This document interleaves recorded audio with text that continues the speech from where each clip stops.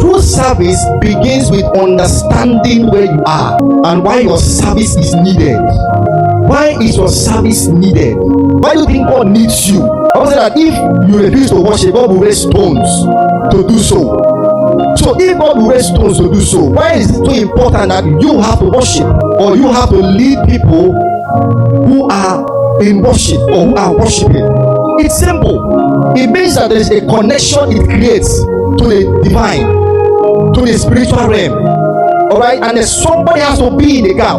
Being in the gap is the main reason why you are there. You are there to be in the gap. You are a conduit. You are the one that is connecting the people with the divine. So it is not good for you not to pray for the people you are supposed to lead in the place of worship. Because here, this is the problem. Most times we see ourselves thinking that, oh, you know what? Let's just go and worship God. Let's just go and sing. Let's just go and do some vocal styling. But as we forget that there are people that leave their houses with real issues.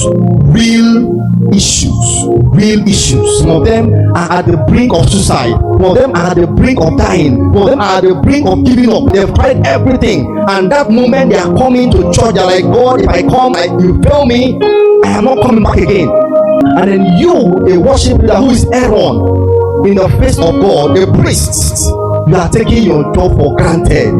It's not for you to go upstage there and after praying and soaking the people, charging the atmosphere, praying for them, just go there carelessly and sing. And that person just comes, the only thing he gets is a normal experience, and then he go back home and then that's the end. Your work as a worship leader becomes defeated. I mean, there's no point. Why did you even go on the stage in the first when you couldn't stay long enough to pull people from darkness to light?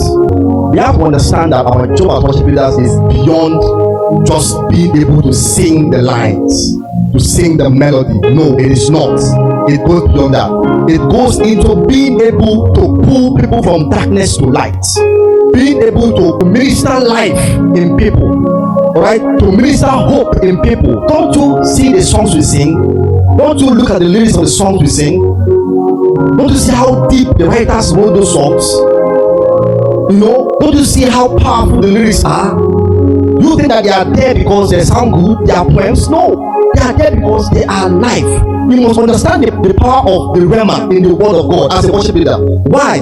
Because most times all we do is read the Bible in stories.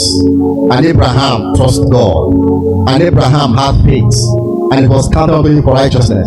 As a worship leader, you bring heaven to earth. You bring the experience of heaven before the people. You have to always do that every time. It is not just trying to show them how many chords you can flow with, how many progression you can do, how many riff and runs you can do, how many styles you can do. No. It's about being able to bring realities of heaven to earth. The possibility in the word of God, you bring it to life. The life in the word of God, you bring it to fruition. Let them see the word in action through your singing. As you minister like this, you see that people are so charged in the atmosphere. They are wondering, wow, where am I? They are feeling God touching them. God is reminding them of their problem, and God is solving them. God is making them see the power in His word that is manifested in your singing. So you shouldn't take this thing for granted. Don't commonize this thing. Don't make it look like it's a joke. And that is why I will say this. You see, the songs you select as a worship leader is important. As you lead worship, you mold opinion, you mold people's thoughts, you direct their imaginations.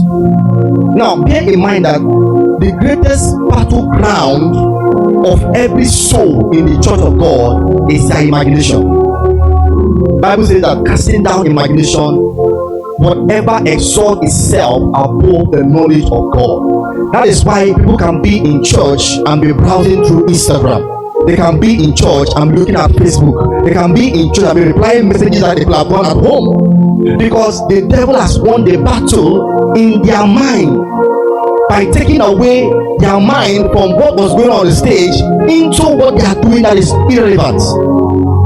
So it is not always good for you as a worship leader to not understand that people's mind can be directed through songs.